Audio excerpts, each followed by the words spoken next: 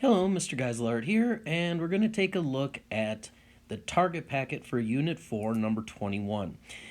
The directions are to find the perimeter of the shaded region. The first question, though, says, what is the length of the congruent sides in the triangle? So to do that, we need to do a couple of calculations first. What I want to do is I'm going to draw a line straight down and make this into two right triangles.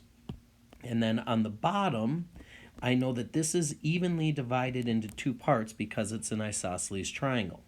So first thing I'm going to do is find the height of the triangle, and I'm going to do that by doing 68 minus 47. So if it's 47 to here and the rest is 68, when I do that subtraction, that will give me 21, and that's going to be the height there. Now, to find the width across the bottom, we know that this side is 40, so this is going to be half of 40, this is going to be half of 40. So now I have a right triangle where I want to find the hypotenuse.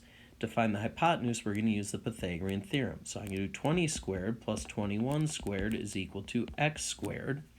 And when you do that, you're going to end up with x is equal to 29. So that means that this side is 29 and this side is 29, and that's the length of the congruent side of the triangle. Now to find the perimeter, all I'm going to do is add up all the sides. So if I start up here, that's 29 plus 29 plus 47 plus 47 plus 40. And when you do that, that will equal 192. And that's how you do that problem.